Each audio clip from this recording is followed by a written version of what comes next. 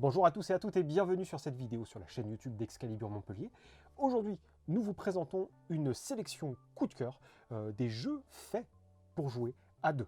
Premier d'entre eux, on commence par un classique, Lost Cities, qui est un magnifique jeu de Reiner Knizia. Comme souvent, pas mal de paris et d'enchères. On va avoir un plateau au centre avec chaque couleur de carte représentée dessus. Nous avons une main de cartes, le but est de gagner le plus de points en 3 manches. À son tour, on joue une carte devant une zone rouge si on joue une carte rouge, verte si on joue une carte verte, et on repioche une carte à la fin.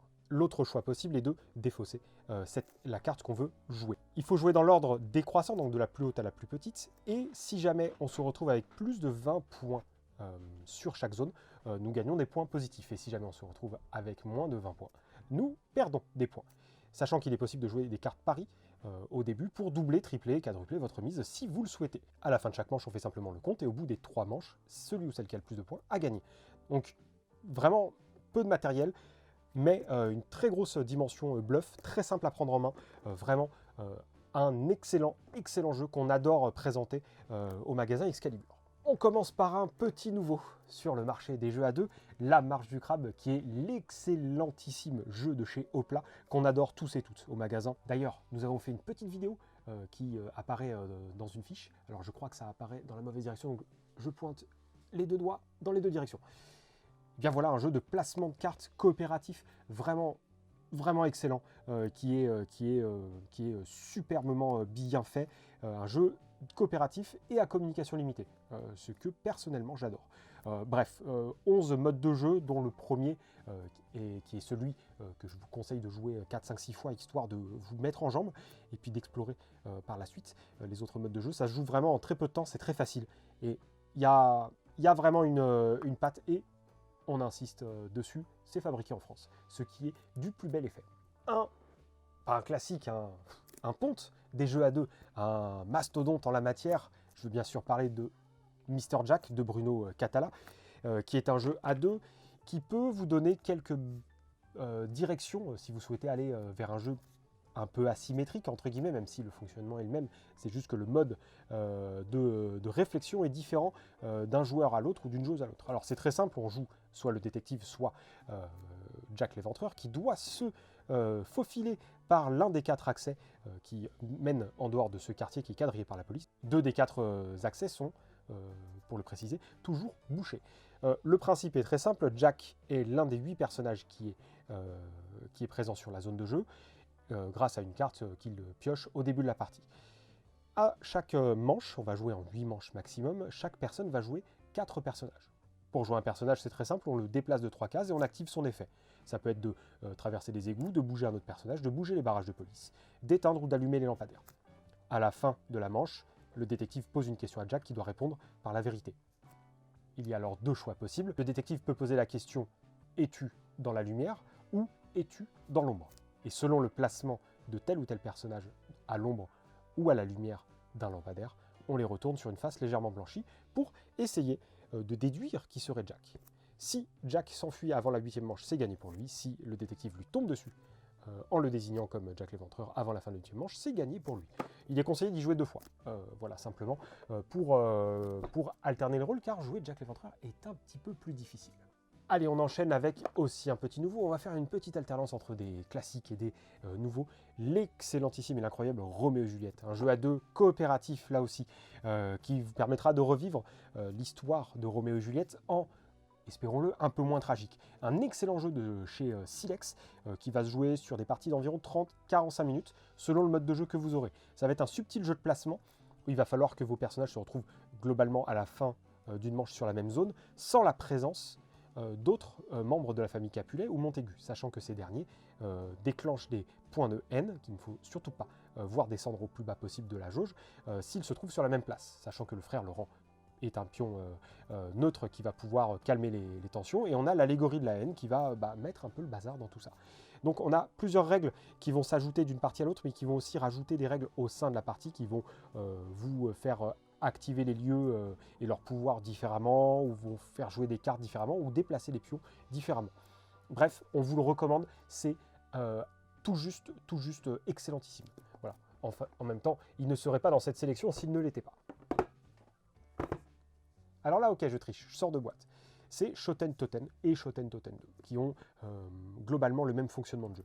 C'est un archi classique. On a fait une vidéo sur Shoten Toten 2 qui vous explique les règles de ce dernier, mais règles qui sont quasiment les mêmes en fait dans la version. On a juste simplement plus de bornes ou de forteresses. Vraiment très très bon jeu à deux qui se joue très rapidement. On a vraiment une bonne progression de jeu avec quelques variantes dedans à chaque fois aussi. Celui-là va être un poil plus technique, entre guillemets, le Shoten Toten 2, puisque du coup chaque borne peut être prise 2 fois. Bref, que du bonheur. Sachant que si vous cherchez plus gros encore, en termes de règles, il y a Battle Line médiéval de chez Pixie Games.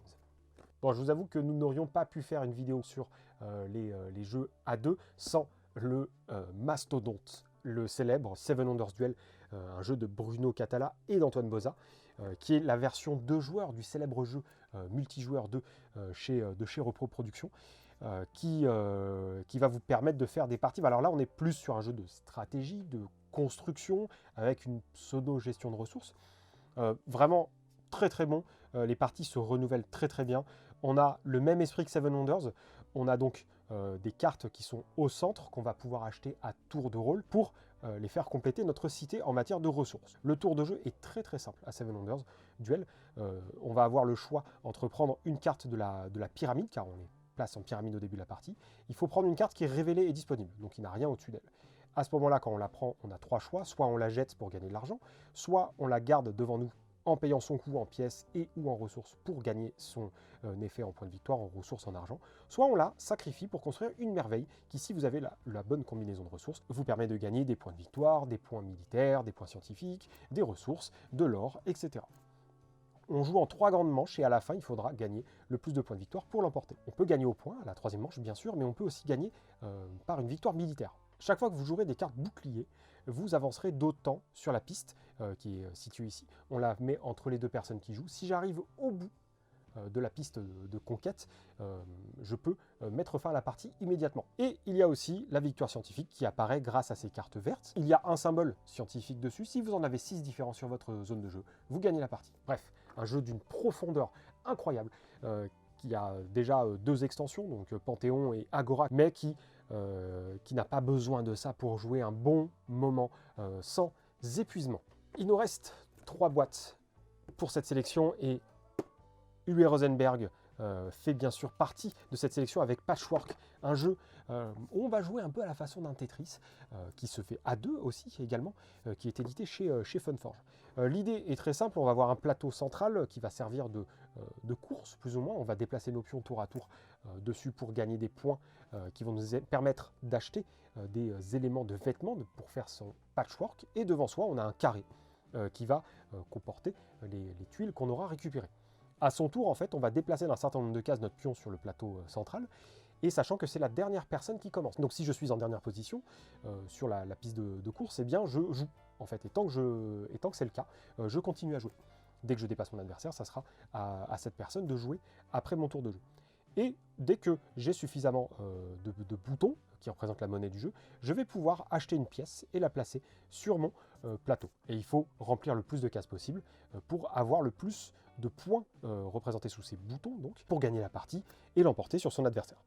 Sachant qu'il y a un petit boost de points si vous faites un carré de 5 par 5, en premier ou en première, bien sûr. Si vous êtes la deuxième personne à faire ça, vous ne gagnez rien.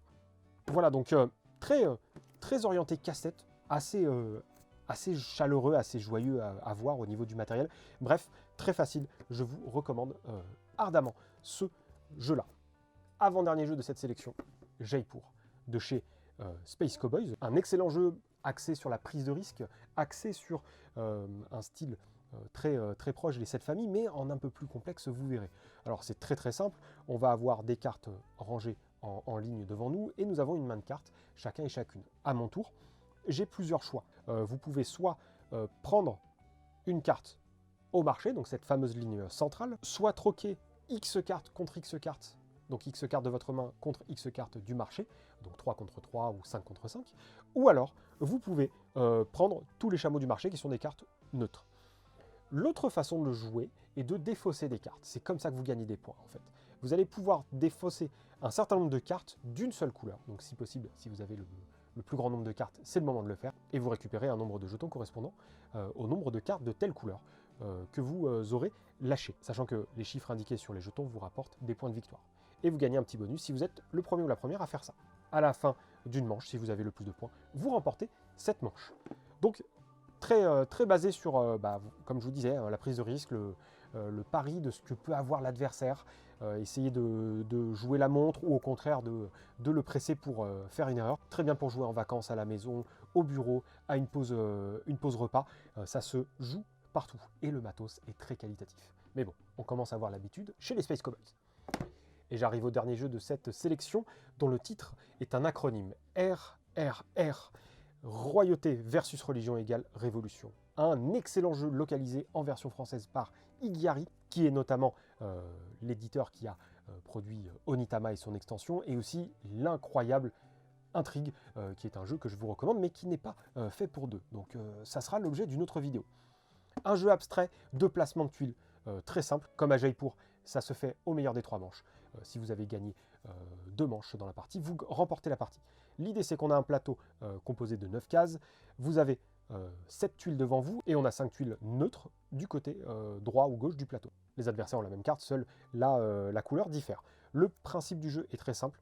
Quand le plateau est intégralement rempli de 9 tuiles, puisqu'il a 9 cases, il va falloir avoir réussi à pointer plus de tuiles vers l'adversaire que l'inverse. C'est-à-dire qu'il va falloir avoir réussi à orienter au moins 5 tuiles sur son plateau en face. Le principe d'un tour de jeu est très simple, vous prenez une tuile de votre côté ou du côté du plateau avec les tuiles neutres et vous la posez n'importe où sur le plateau tant que c'est libre.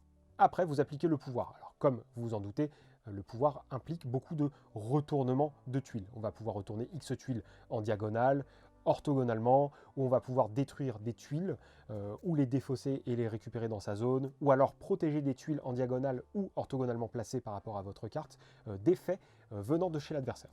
Quand une manche est terminée, on regarde qui a le plus de tuiles tournées vers l'adversaire et on passe à la manche numéro 2. Il y a quelques variantes de jeu qui rajoutent un peu de sel, notamment un draft de tuiles en début de partie, pour augmenter un peu la difficulté du jeu en faisant un petit principe de deck building de tuiles. Mais en tout cas, même avec les règles de base, c'est excellent et tout bonnement incroyable. Et bien voilà, c'est la fin de cette vidéo de sélection des jeux à 2 du magasin Excalibur. Il y en a une sacrée pile, on a essayé de faire le plus rapide possible. En tout cas, si la vidéo vous a plu, n'hésitez pas à mettre un petit pouce bleu, ça nous fait super plaisir, et également à partager cette vidéo sur les réseaux sociaux. Sachez que si vous souhaitez nous contacter, les liens dans la description sont prévus à cet effet. Et d'ici une prochaine vidéo ou une prochaine visite dans votre magasin favori Excalibur Montpellier, nous vous souhaitons une excellente journée ou soirée, d'excellents moments de jeu, et surtout, prenez soin de vous.